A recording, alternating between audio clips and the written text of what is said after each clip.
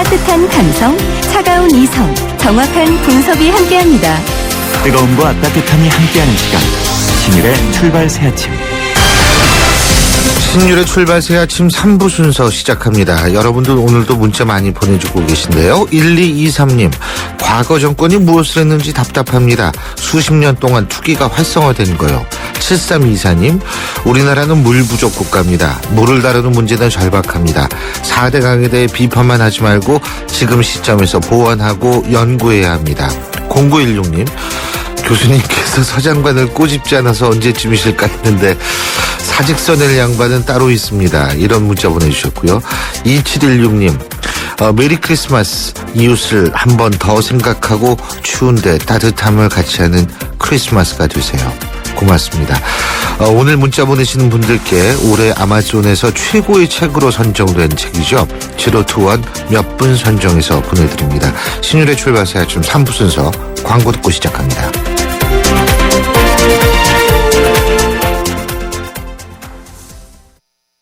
메리 쉐비, 크리스마스. 쉐보레, 스파크, 크루즈, 캡티바 구매 시 최대 3년 무이자 할부. 3년 이상 된 차량 보유 고객이 스파크, 크루즈, 말리부, 올란도, 캡티바, 알페온 구매 시 30만 원 추가 할인. 전시장 및 홈페이지 참조, 일부 모델 제외, 12월 31일까지. Chevrolet, find new roads.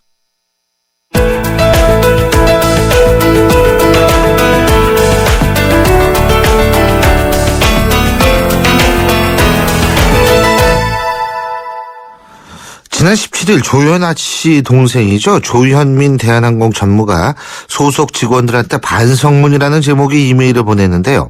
그런데 이 이메일 때문에 사그러든 땅콩 회항 사건의 불씨가 재점화되고 있습니다.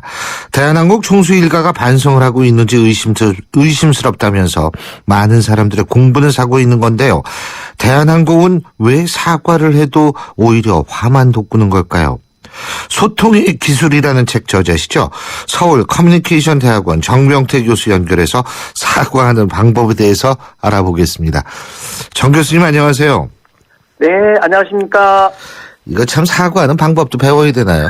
예? 예? 그럼요. 대단히 중요하죠. 아이고. 한마디로 전달 능력 부족이 아주 확고하게 드러난 그 모습이 아닌가 이렇게 생각합니다. 예. 자, 그러면 하나씩 좀 살펴보죠. 우선 네네. 조현아 씨 동생 조현민 전무의 이메일. 요거 읽어보셨죠? 저도 지금 네, 전문을 읽어봤습니다. 눈앞에 두고 있습니다. 이 이메일 내용 대충 요약해 주시고 어떤 게 문제점인지 좀 지적해 주시죠. 예, 저의 책에도 아주 단순한 얘기를 했는데요. 이 말을 잘해야 성공한다라고 돼 있습니다. 그런데 이 감정적 이 언변력이 이렇게 부족한 것 같아요. 우리가 심리적 용어에 보면 예. 엘리베이터 효과라는 게 있어요. 엘리베이터 효과. 예. 근데 이게 상대가 5층에 있으면 나도 5층에서 말을 해야 하거든요. 그런데 국민은 1층에 있는데 자신들은 10층에서 어떤 말을 하는 거예요. 먹히지가 않는 거죠. 예. 어떤 것이라도 전달이 안 되는 거죠. 왜냐하면 서로 간의 눈높이가 완전히 다른 거죠. 그래서 우리가 잘 알고 있는 것처럼 맹자의 1편에 보면 역지사지라는 말 있지 않습니까? 예. 상대 입장을 바꾸어서 눈높이로 다가가는 언어를 해야 하는데 이메일의 내용이든 그들의 사과문이든 이런 걸 보면 정말 완전히 격차가 정말 높은 층에서 국민은 아래층에 있는데 예. 그렇게 전달하니까 먹히지가 않는 거죠. 설득력이 없는 거죠. 그런 측면도 있고 논리적인 측면도 좀 있다고 저는 보는 게 네네. 이 반성문 전문을 보면은 이런 문장이 등장합니다. 우리 마케팅이나 제 밑에 있는 직원들에게 항상 제일 미안한 마음은 아직도 미흡하고 부족한 조현민을 보여드려서요. 이런 글이 나오거든요. 네. 제 밑에 있는 직원들이란 표현이 나옵니다. 이 조현민 전무라는 사람이 31살이거든요. 예, 제 맞습니다. 밑에 있는 직원들. 그런데 그러면서 맨 끝에 뭐냐면 특히 우리처럼 큰 조직은 더욱 그렇죠. 더 유연한 조직 문화. 지금까지 회사의 잘못된 부분들은 한 사람으로만 만들어지지 않습니다. 모든 임직원의 잘못입니다. 자, 밑에 있는 직원들이라 그래 놓고서 끝에는 뭐냐면 조직 문화는 임직원의 잘못으로 잘못 만들어졌다는 식이 돼버리는 거거든요. 그죠? 네. 이건 네. 사실 논리적으로 연결이 전 잘 안 돼요. 물론 맨 끝에 그래서 저부터 반성합니다. 뭐 이건 좋습니다만 이게 연결이 잘 안 돼요. 이게 왜 그럴까요?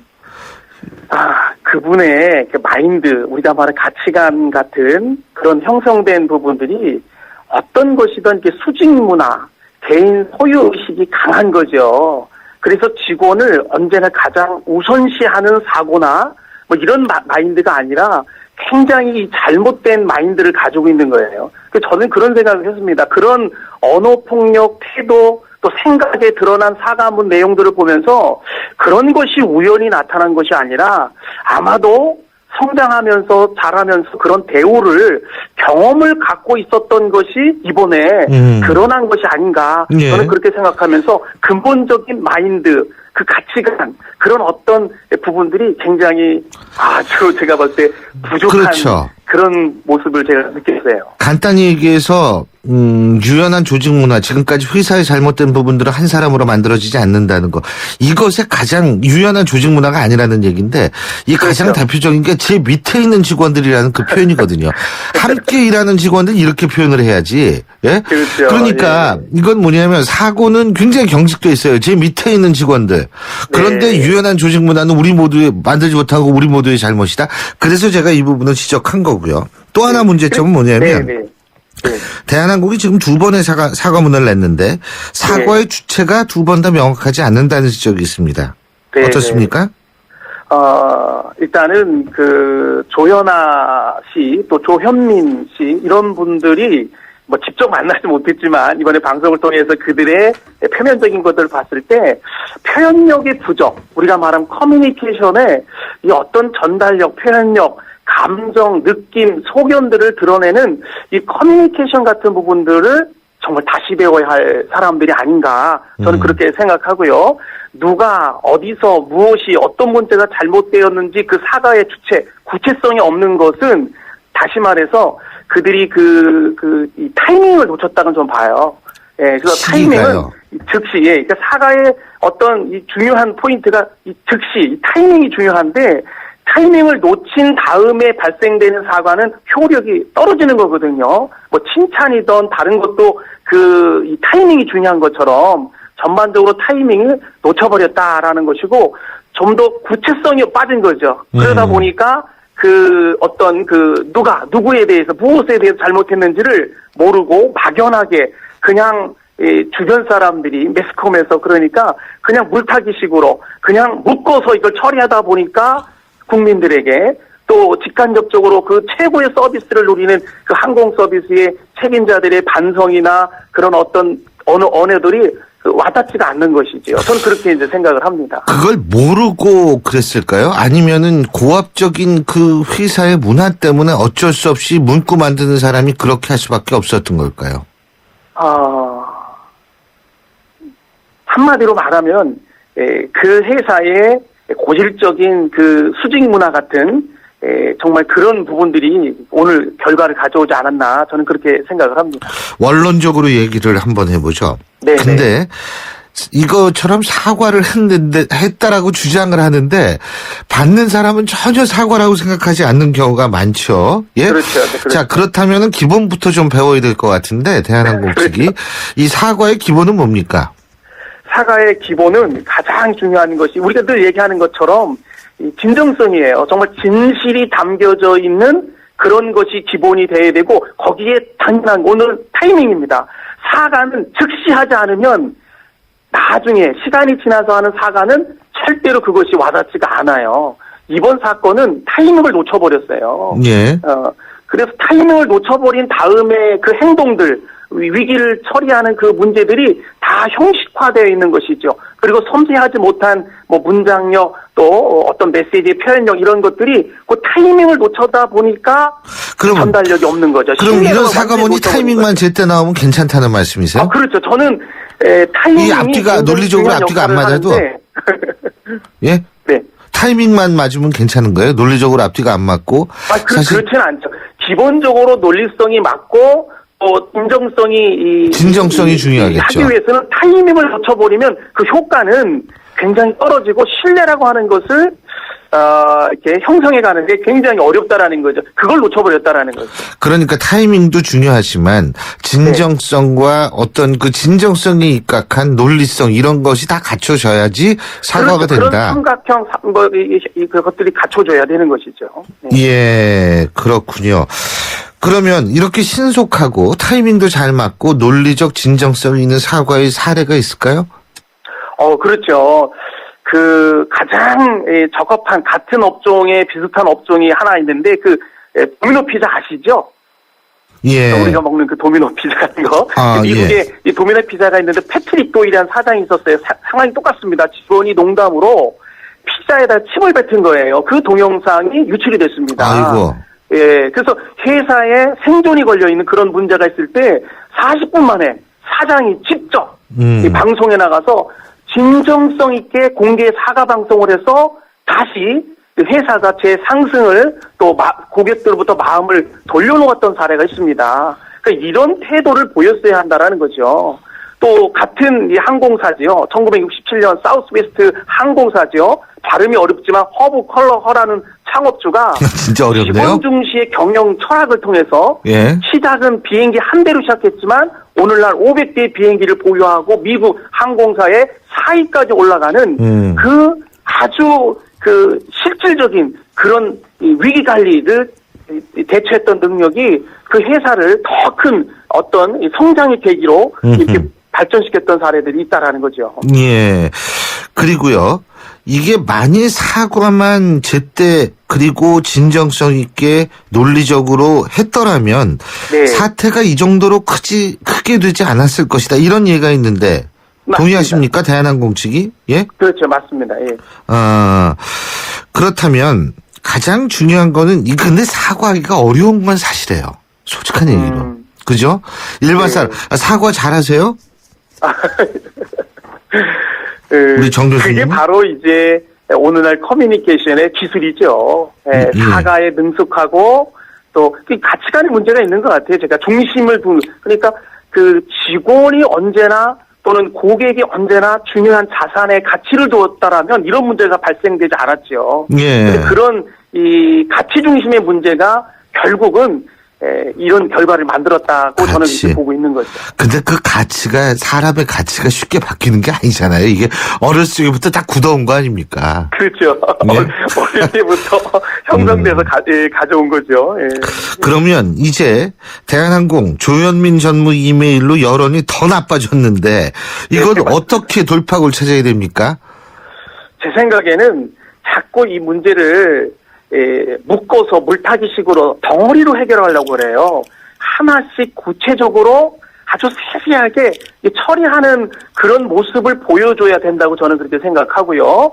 말보다는 엄품이라고 했잖아요. 태도, 행동, 시간 속에서 일주일이 지나고 보름이 지나면 거기에 대한 어떤 책임의 이 비용 지출, 희생의 어떤 모습들이 대한항공을 통해서 또 자신들이 보여줘야 하는데 그런 모습을 보여주지 않았다는 거예요. 그것을 또 바로 이 동생인 조현미 이메일 문제라든가 이런 것이 더 부각을 시켜놨다. 저는 그렇게 생각합니다. 예, 잘 알겠습니다. 오늘 말씀 여기까지 듣겠습니다. 고맙습니다. 네, 고맙습니다. 지금까지 서울 커뮤니케이션 대학원 정병태 교수였습니다.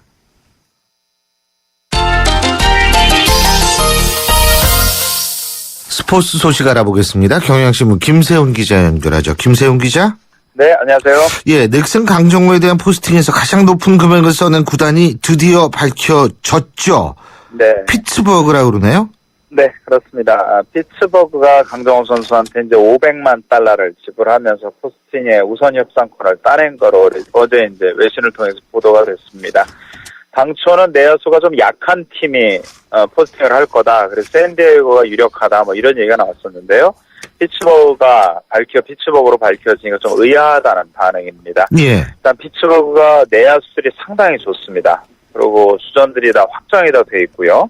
뭐 유격수인 도 머서라는 선수, 이 선수도 있고, 뭐 이루수를 하고 있는 선수는 또 닐 워커라는 선수가 있고요. 또 3루수로서 뛰고 있는 해리슨 선수들인데 이 선수들이 타율이 2할 7푼 전후, 그다음에 홈런도 뭐 많이 때리는 경우에는 23개 홈런을 때린 선수도 있고 해서 전체적으로 유격수, 2루수, 3루수의 주전들이 상당히 좋고요.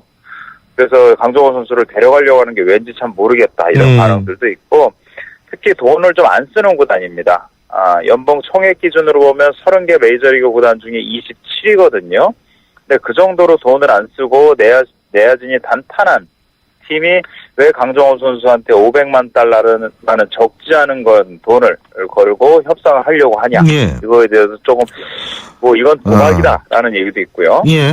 이건 좀 계약하기 좀 어려운 것 같다. 이런 얘기도 나오고 있죠. 그렇군요. 내야진도 탄탄하고 돈도 네. 많이 쓰지 않는 피츠버그.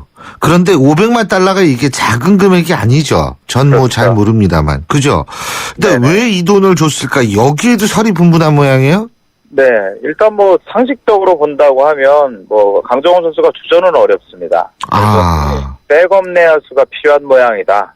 그래서 이런 거 아니야. 또 기존 주전 선수들한테도 경쟁의식을 불어넣기 위해서 강정호 선수를 데려가는 거 아니냐. 또 강정호 선수가 올해 우리나라에서 홈런 40개를 쳤으니까요. 예. 그래도 타력이 워낙 좋기 때문에 강정호 선수를 영입하려고 하는 거 아니냐. 이런 것도 있고요. 예. 또 하나는 피츠버그가 외국인 선수를 상당히 많이 데려가고 있는 구단 중에 하나입니다. 예.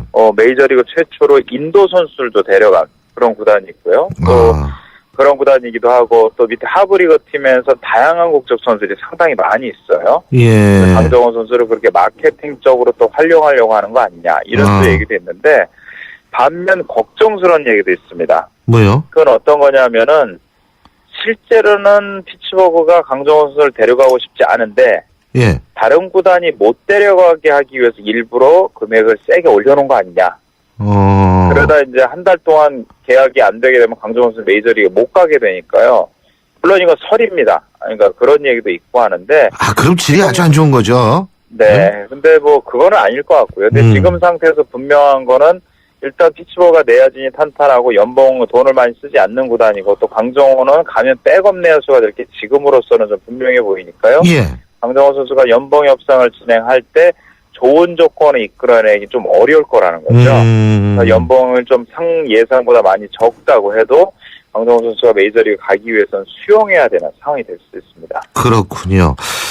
축구 얘기도 좀 해보죠. 축구 선수들이 해외 진출을 러시를 이루고 있다고 하는데 김남일 선수는 일본 가고 현재 대표팀 중앙수비수죠. 김주영 선수 중국 간다 그러네요. 네, 김남일 선수는 올해 이제 나이가 37살이고요, 만으로. 전북 현대에서 우승하는 데 도움을 주고, 그리고 일본에 있는 교토 상가라는 2부 리그 팀으로 가게 됩니다. 이 선수가 아마 제가 보기에는 일본에서 이제 2부 리그 팀이지만 일본에 가서 생활하는 게 여러 면으로 좀 편하지 않나. 이전에 일본에 생활한 것도 있고요. 또 나이가 선수들이 들수록 우승팀에서 있는 것 자체를 좀 버거워하는 선수들이 있으니까 그런 거 아니냐 이렇게 좀 해석을 할 수가 있을 것 같고요. 그리고 중앙수비수 김주영 선수는 FC 서울 소속인데 중국의 상하이 동야라는 팀으로 이적이 확정이 됐습니다. 연봉 때문이죠. 그러니까 상하이 국내에서는 김주영 선수가 약 3억 원 정도 4억 원 정도 이 정도 받는 거로 지금 전해졌는데 상하이 팀은 김주영 선수한테 제시한 연봉이 12억 원이라고 합니다. 그러니까 돈 차이가 너무 많이 나는데요. 우리 선수들이 유럽으로 가는 선수들 있지만 최근은 중국이나 일본, 중동으로 많이 가고 있는 게 가장 큰 이유는 연봉 차이입니다. 그러니까 우리나라 선수들이 받는 것보다 일단은 중국이나 중동으로 가면 기본 15억 원부터 시작한다 이런 얘기도 있고요. 역시 중국도 마찬가지입니다. 그러니까 우리나라 프로축구가 시장 자체가 약하고 관중도 별로 없고 중계권료라든지 스폰서가 약하고 하다 보니까 선수들이 연봉을 맞출 수 없는 거고 그래서 그렇군요. 해외로 나가게 되는 거죠. 예, 잘 알겠습니다. 오늘 소식은 여기까지 듣겠습니다. 고맙습니다. 네, 고맙습니다. 지금까지 경향신문 김세훈 기자였습니다. 윙가드 뿌니고의 박구윤이 전하는 우리집 행복 지킴이 윙가드.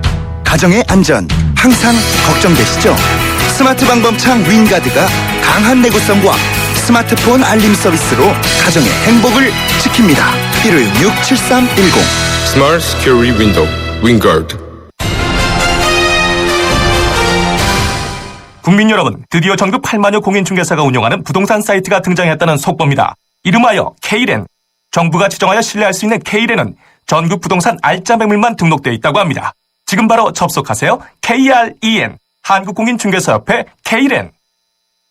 신율의 출발사 아침 3부 순서 여기서 줄이고요. 잠시 뒤 4부에서 뵙겠습니다. 대한민국 사장님들, 이보영이에요. 사업하면서 힘든 일 참 많으시죠? 이젠 노란 우산 공제 꼭 챙기세요. 갑작스레 소나기가 와도 우산 하나 챙겨놓으면 걱정 없잖아요. 소득 공제는 물론 복리 이자에 목돈 마련 저축도 되고 법으로도 보호되니까 노란 우산 공제 하나면 마음이 든든. 50인 미만 소기업, 10인 미만 소상공인 사장님이라면 누구나 가입하실 수 있대요.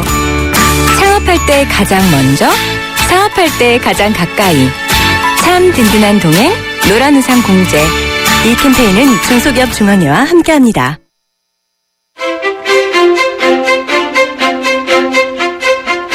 여러분은 지금 신율 교수가 진행하는 출발 새 아침을 듣고 계십니다. 신율의 출발 새 아침 4부 순서 시작합니다. 광고 듣고 오죠.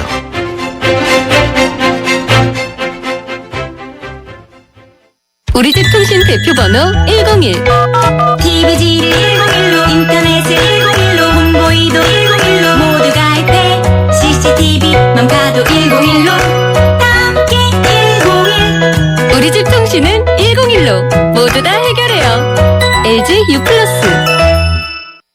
새로운 셰프 쿠쿠 하이브리드 에코레인지를 소개할게요. 요리는 더 빠르게, 화력은 더 강하게, 보온 기능까지 더 똑똑하게.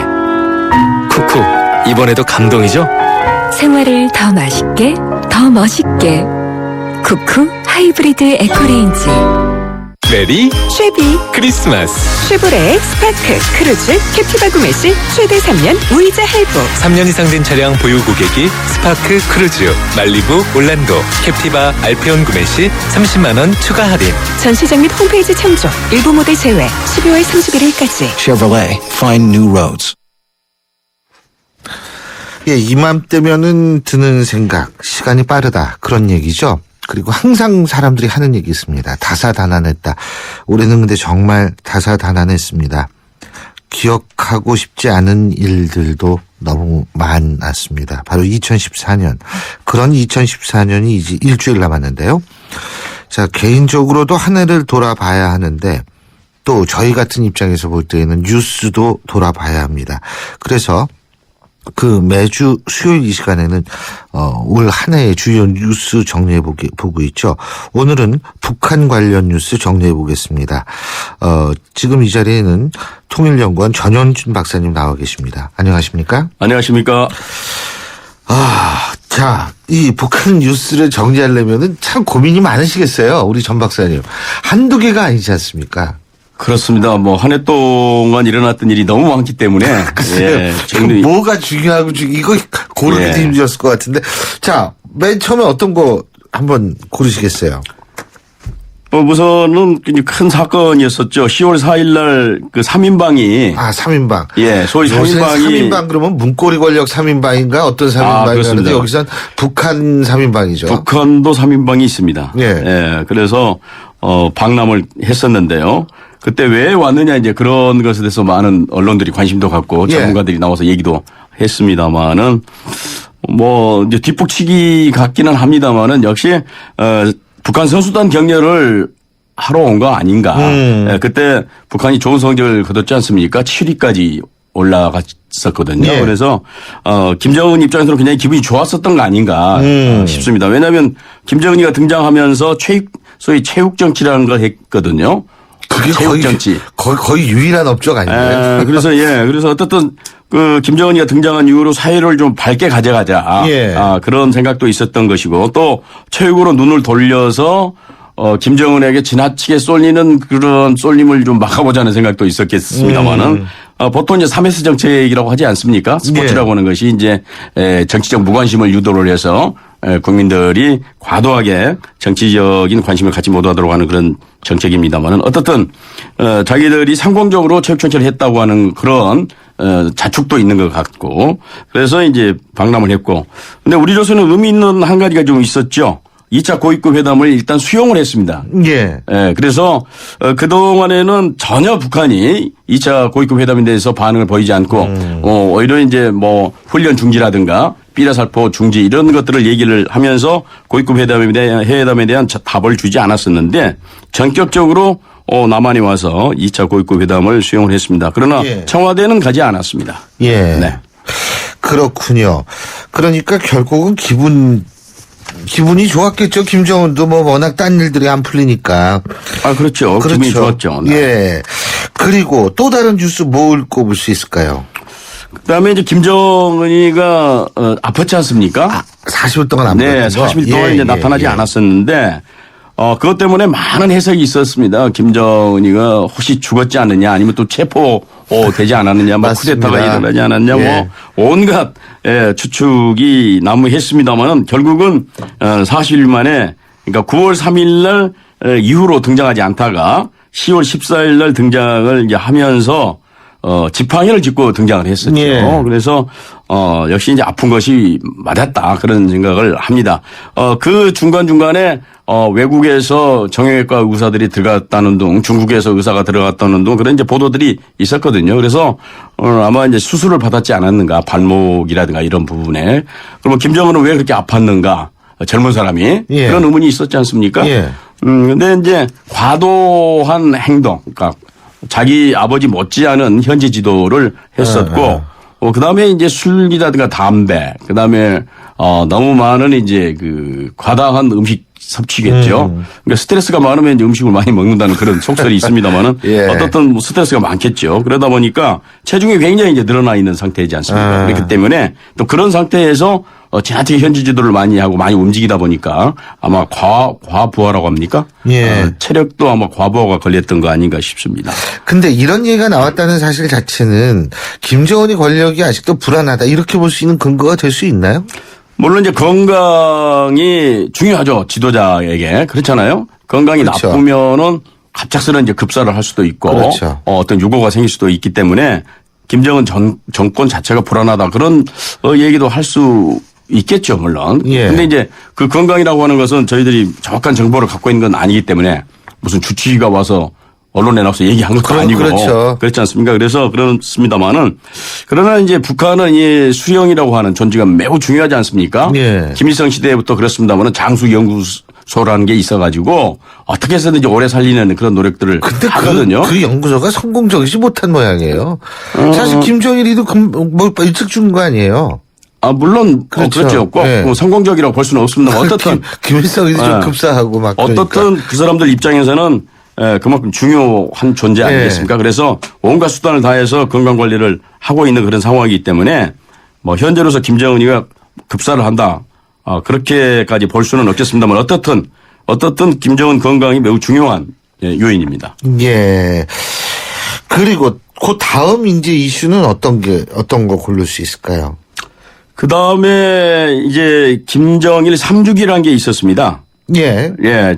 지난 이제 12월 17일 날이 예. 3주기였지 않습니까? 그때 이제 뭐 여러 가지 행사가 있었습니다만은 가장 이제 하이라이트가 역시 이제 김정은의 탈상. 그러니까 김정일을 탈상하고 김정은이 권력을 본격적으로 이제 예. 시작하는 그런 시간이었다. 그렇게 이제 생각이 되는데요.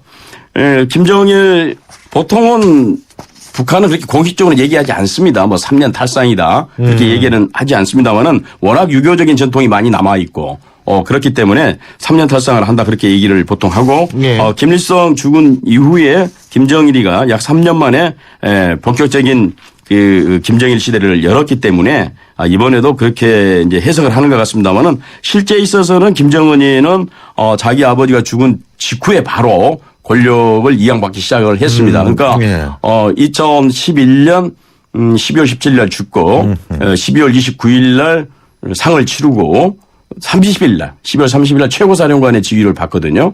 그럼 이 최고사령관이라고 하는 것은 정말 군권을 완전히 장악하는 것이고 국방위원장을 또 겸임하는 그런 의미도 있습니다. 헌법상. 그렇기 때문에 사실상 거의 장례를 치른 이후부터 김정은 시대가 됐다. 그렇게 이제 보는 것이 맞습니다만은 어떻든 이번에 3주기를 대단히 성대하게 치르면서 그것을 김정은의 절대화, 김정은 정권의 시작, 또 유일 영도 체계가 완성이 됐다고 하는 이런 것을 선포하는 그런 계기로 삼았습니다. 예. 그래서 앞으로 이제 두고 봐야 되겠습니다만은 당분간은 이제 김정은 우상화, 김정은을 절대화하는 이런 모습들이 계속 나올 것 같습니다. 그래서 새롭게 등장한 용어 중에 하나가 김정은은 백두산 강국이다.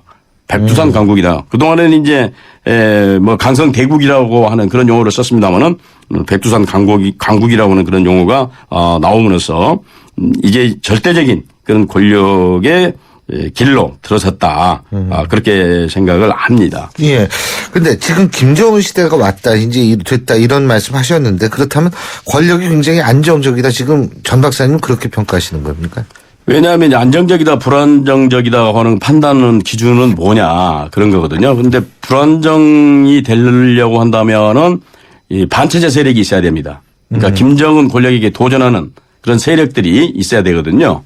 근데 북한은 그런 세력이 한 번도 없었잖아요. 그런 세력이 없어요, 북한에는. 예. 마음속으로는 불만이 있겠죠. 그럴 수 있겠죠. 예, 죽일로 그렇죠. 될 이제 생각을 다 예. 하겠지만 그것이 밖으로 표출이 된다든가 그걸 또 가지고 야 모이자 우리 몰래든 뭐 또는 알게든 네. 모여서 좀 한번 치르자 뭐 그런 생각을 갖고 행동에 옮기는 사람이 거의 없다는 거죠. 만약 그렇게 되면 그거는 이제 반국가 사범이 되고 예. 반체제 세력이 돼서 장성택이처럼 이슬로 사라지게 됩니다. 그래서 과연 김정은을 덮을 만한 도전할 만한 그런 세력이 있는가가 중요한 판단 기준이 되거든요. 그렇기 때문에 당분간은 안정적으로 갈 수밖에 없겠다. 그런 독재 체제가 그러니까 예. 북한은 독재 체제를 유지할 수 있는 시스템이 잘 갖춰져 있습니다. 다른 건 몰라도 권력을 어떻게 잘 유지할 것인가, 어떻게 잘 예. 통제할 것인가 하는 그런 이제 통제 시스템이라고 하는 것은 대단히 발달돼 있거든요. 예.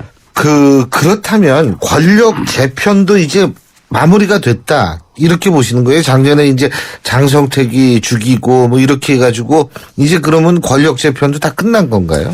뭐 현재까지는 끝난 것 같습니다. 아직도 장성택 그 후유증이 남아 있어서 이제 말단 당원들까지 뭐 숙청하고 있다 그런 얘기도 있습니다. 물론 뭐 그것도 맞는 얘기입니다만은 최소한 상층 권력 엘리트 내에서는 일단은 장성택의 그 청산 작업은 끝난 것이 아닌가. 그렇게 하고 또 김정일 시대에 있었던 자기 아버지 시대에 있었던 엘리트들을 서서히 교체를 했습니다. 그렇다고 이 사람들을 뭐 숙청한다든가 그런 건 아니고 그러니까 북한식으로 얘기하면 사회정치적 생명을 끊어버린 게 아닙니다. 그러니까 정치적 생명이 끝난 건 아니고 그 사람들을 물러나게 하고 원로 대접을 해주고 배급도 주고 충분히 애우를 해주면서 네. 이제 뒤로 물러서게 하고 실질적으로 일할 수 있는 사람들을 앞으로 이제 전면으로 배치를 했습니다. 그런 사람들이 이제 가장 대표적인 게 최용해죠. 최용해는 파키스탄 2세이면서 충성심이 워낙 뛰어나고 또 순발력이 뛰어납니다. 우리 신율 저도 순발력 가지고 먹고 살았습니다. 신율 박사님의 버금가는 순발력을 가지고 별 말씀을요. 어떻게 죄송합니다. 농담입니다만은 하여튼 순발력이 뛰어난 그런 사람이거든요. 그래서 예. 정세를 빨리빨리 판단을 하고 예. 어디 쪽으로 줄을 서야 되는가 이런 것에 대해서 아주 본능적으로 동물적인 감각을 갖고 있는 사람입니다. 이런 사람들이 전면에 등장을 했습니다. 거기에 따라서 이제 황병서라든가 김원홍 국가안전보위부장이라든가 예. 현영철 이제 인민무력부장이라든가 리수용 뭐 외교부장이라든가 이런 사람들이 쭉 다시 전면에 배치되는. 그러니까 큰 틀에서는 노장청 구조를 그대로 가져갑니다. 노년, 장년, 청년의 구성비례를 가지고 가면서 이제 사람만 바뀌는 이런 식으로 해서 명실상부한 김정은 시대의 최고 엘리트 그룹을 형성을 하고 예. 이제 나아가는 그런 형국이 되겠습니다. 그리고 우상화 작업을 이제 시작을 한다 그런 말씀하셨는데 일단 출생지부터 만들어야 되는 거 아니에요? 북한은 항상 그 출생지부터 만들잖아요. 그렇습니다. 백두산 미령이니 뭐 이런 거요. 어떻든 백두산 혈통으로 되어 있는 거죠. 예. 그 어머니가 누구든. 근데 김정은이가 백두산에 났다는 거 좀 아니 백두산 혈통이라는 거죠. 그러니까 김일성이 백두산 혈통의 이제 원조겠죠. 김정일이는 물론 러시아에서 났지만 예. 어쨌든 백두산 미령에서 났다는 것이고 김정은도 물론 원산에서 출생을 했습니다만 예. 그 혈통을 개성하고 있다고 하는 거죠. 그래서 이제 김씨 가문이 형성이 된 거죠. 자, 그 또 다른 뉴스 뭐가 있을까요? 그 다음에 이제 외교 문제를 좀 봐야 될 것 같은데요. 네. 역시 북중 관계를 좀 봐야 되지 않을까 싶어요. 북중 관계는 나빴습니다. 나빴죠. 한 해 동안 나빴고, 아시다시피 이제 그 후진타오 때는 굉장히 좋았어요. 김정일과. 그래서 연 45회에 달하는 그런 이제 북중 정치 교류가 있었습니다만은 현재는 5, 6회 정도로 떨어지는 그런 그 시진핑 시대에는 더군다나 시진핑은 전통적으로 북한과 먼저 정상회담을 하고 우리 한국 이제 대통령과 정상회담을 했지 않습니까? 근데 이번에는 박근혜 대통령과 먼저 정상회담을 해버렸습니다. 그것처럼 북한을 어떻게 보면 좀 기분 나쁘게 하면서도 자극적인 또는 압박적인 것은 없을 것으로 그렇게 생각이 되거든요. 그래서 북중 관계가 굉장히 나빴습니다. 근데 이제 경제 분야만을 보게 되면은 경제 교류 협력은 또 늘었어요. 왜냐하면 북한 입장에서는 중국이 없이는 살 수 없지 않습니까? 그렇죠. 그래서 정치적으로는 나쁘지만 경제적으로는 더욱더 의존할 수밖에 없는 그런 상황으로 북중 관계는 변했고. 예. 그 다음에 역시 보여야 되는 게 북러 관계입니다. 그러니까 북중 관계를 대체할 수 있는 하나의 대체 세력으로서 러시아를 선택한 거 아닌가 싶거든요. 예. 그래서 아까 말은 이제 최용해도 갔고, 그다음에 현영철이라는 인민무력 부장도 갔고, 리수용이라고 하는 외교부장도 러시아를 가서 상당히 이제 추파를 좀 던졌다고 봐야 될 것 같습니다. 상황이 어렵기 때문에 러시아에게 좀 도와달라. 정치적으로 후원할 뿐만 아니라 경제적으로도 후원을 해달라는 그런 이제 주문을 했던 것 같고 그 결과가 성공을 했습니다. 그래서 러시아가 내년 5월 전승기념일 행사에 김정은이를 초청을 합니다. 물론 이제 한 50여 개 정상을 초청을 했기 때문에 거기에는 박근혜 대통령도 포함이 됩니다. 그래서 이제 김정은이가 내년에 과연 갈지 러시아를 갈지 그건 아직까지는 정확히 얘기할 수는 없겠습니다만은 자기들이 공을 들였기 때문에 북러 정상회담에 대해서 상당히 공을 들였기 때문에 제 개인적인 생각은 가지 않을까. 가면서 또 리서줄까지 부인까지 대동하고 가지 않을까 하는 그런 한번 전망을 해봅니다만은 어떻든 현재까지는 북러 관계는 좋은 것 같습니다. 그다음에 나진 하산 지역이라고 하는 우리 한반도 지도의 북단에 있는 거기에 이제 나진 선봉에 그 3개 부두가 있는데 세 번째 부두를 러시아에게 49년간 조차를 해줬습니다. 그래서 북러 관계는 상당히 지금 잘 풀려가는 그런 형국인 것 같고 북미 관계는 역시 나빴습니다. 여러 가지로 지금 그렇죠. 해킹 문제로 지금 더 인터뷰 문제도 있고 영화 인터뷰 문제도 있고 해킹 문제도 있고 그래서 앞으로 북미 관계가 이게 정말 전쟁까지 가는 거 아니냐. 왜냐하면 북한은 전쟁을 치르겠다는 것이거든요. 사이버전뿐만 아니라 왜 겁주고 그런 정도로 지금 북한이 강하게 나온 데다가 오바마 대통령도 상당히 지금 얼굴이 붉어졌어요. 그렇죠. 원래 좀 붉습니다만 어쨌든 붉어져가지고 가만히 있지 않겠다. 니네들 감히 미국을 건드냐 이런 이제 생각 아닙니까? 그렇죠. 그래서 이거 자칫 잘못하면 내년에 큰일 터지지 않냐 이제 그런 전망도 있습니다만은 그러나 이제 세상 일이라는 그렇게까지만 또 되지는 않습니다. 왜? 미국이 이제 테러 지원국 재지정을 안 할 것 같습니다. 지금 그랬기 때문에 왜냐하면 그동안에 워낙 제재를 많이 받고 있었거든요. 북한은 그렇죠. 미국으로부터 50년대부터 제재를 받고 있습니다. 그렇기 때문에 새롭게 제재하고 하고 그럴 여지도 없고 효과도 없습니다. 사실. 그렇기 때문에 어떻든 그렇게까지는 가지 않을 그러니까 말씀드린 아까 조금 겁난다고 그러셨는데 그런 최악의 시나리오는 발생하지 않을 거로 생각이 됩니다만 그렇지만 역시 여전히 내년에도 북미 관계는 잘 풀리지 않는 상황으로 가지 않을까 생각이 들고 북일 관계는 좀 좋아졌었습니다. 납치자 그 재조사 문제 일본이 납치자 재조사 문제로 상당히 5월 달에 큰 타협이 있었습니다만은 금방 또 아베가 북한 가고 그렇듯이 얘기를 했었거든요. 그랬죠. 근데 역시 쉽지 않은 문제입니다. 이제 구조적으로 한반도 구조라고 하는 것이 이제 분단 구조가 있는 거고, 그다음에 북한과 미국, 일본과의 대결 구조가 있는 상황이기 때문에 어떤 하나의 사건으로 빨리빨리 해결되고 그렇지는 않거든요. 예. 그래서 전반적으로 북한 외교를 진단해 본다고 한다면 고립무원에 빠져 있는 상태였었고 조그만 이제 빚이라고 하는 것은 러시아가 그 빚이 되어졌다고 하는 정도로 평가를 할 수 있겠습니다. 근데 러시아 자체가 지금 뭐 이 경제 문제 때문에 흔들흔들하잖아요. 예? 지금 푸틴이 몰려 있지 않습니까? 예. 특히 미국하고 사이가 안 좋고 유럽하고 사이가 안 좋습니다만은 그런 상황이다 보니까 동병상련 그런 것도 있을 수 있겠죠. 좀 있을 수 있을 것 같아요. 정신이 하나도 없는데 그렇죠. 내가 너 정신 없는 거 충분히 이해한다. 이거는 될 수 있죠. 이거 비슷한 사람들끼리 이제 모이는 유유상종이랄까 그런 것도 있습니다. 그러니까 푸틴은 몰려 있고 김정은도 몰려 있는 그런 상황이기 때문에 서로가 서로를 위로해주는 그러한 형국이 아닐까. 그리고 요번에 그 북한 인권 결의안 국제 형사재판소 넘기는 문제 안보리에 지금 회부가 되지 않았습니까? 그렇습니다. 근데 이제 러시아가 또 그렇게 동병상련 느낌은 중국하고 러시아하고 반대해 줄 거니까 이래저래 북한의 입장에서부터는 좋겠죠. 그래서 이제 그 인권 문제도 중요합니다. 말씀하신 대로. 사실은 이제 북한 인권 문제에 대해서는 뭐 우리뿐만 아니라 국제사회에서도 관심이 많았었고 어떻게 해서든지 제재를 해야 한다고 하는 그런 국제적인 여론이 많이 있었거든요. 그래서 지난 2월 달이 되겠습니다만은 UN 북한 인권조사위원회 COI라고 그럽니다. 여기에서 이제 북한이 그 반인도적 범죄를 저지르고 있다. 그렇기 때문에 거기에 책임자는 당연히 처벌을 받아야 된다. 그래서 국제형사재판소에 회부를 해야 된다고 하는 그런 그 보고서를 냈습니다. 그 이후에 이제 유엔에서 북한 인권에 대한 여러 가지 토론을 거친 끝에 지난 11월 18일이죠.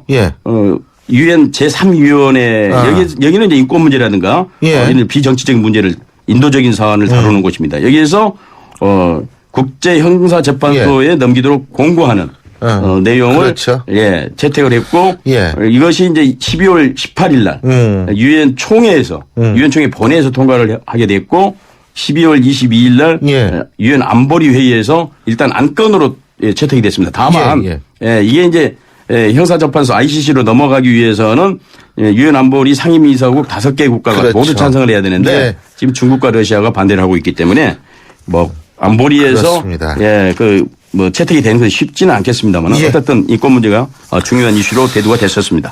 내년에는 북한 문제가 또 어떻게 전개될지 지켜보고요.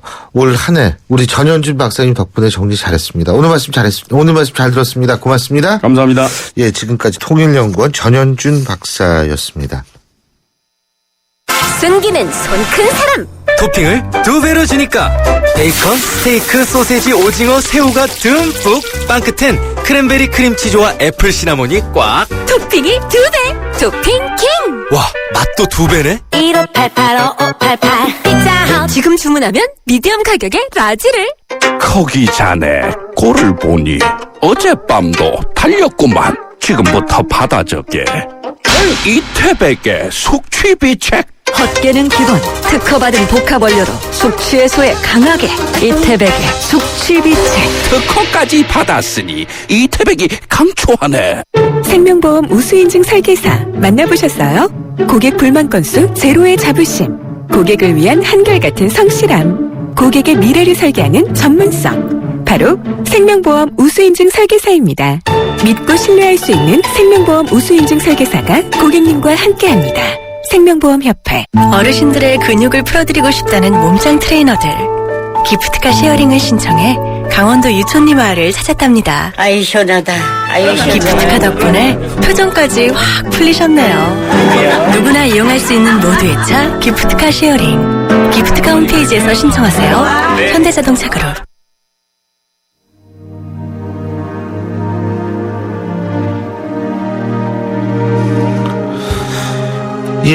저희가 오늘 북한 뉴스 정리해 봤는데요. 지금 산타클로스가 제일 필요한 나라, 바로 북한이라는 생각이 듭니다. 이 북한에 정말 올해에는 산타클로스 할아버지가 오셔가지고 정말 큰 선물을 줬으면 하는 그런 생각이 듭니다. 그래야만 한반도에 선물을 받을 수 있겠죠. 여러분들 오늘이 크리스마스 이브입니다. 어떤 계획을 갖고 계신지 모르겠습니다만 계획이 없더라도 크리스마스는 크리스마스입니다. 여러분들 댁내 크리스마스의 기쁨과 크리스마스의 의미가 충만하시기를 바라겠고요. 저희 방송은 25일은 쉽니다. 그리고 26일은 지난번 있었던 송년 특집 공개 방송 실황을 보내드릴 겁니다. 물론 특별한 사안이 발생하면 저희는 다시 생방송으로 여러분을 만나뵐 겁니다. 지금 흐르는 곡 크리스 보티의 연주곡이죠. First Noel인데요. 이 노래 들으면서 오늘 여러분과는 작별하겠습니다. 여러분 행복한 크리스마스 되십시오. 메리 크리스마스.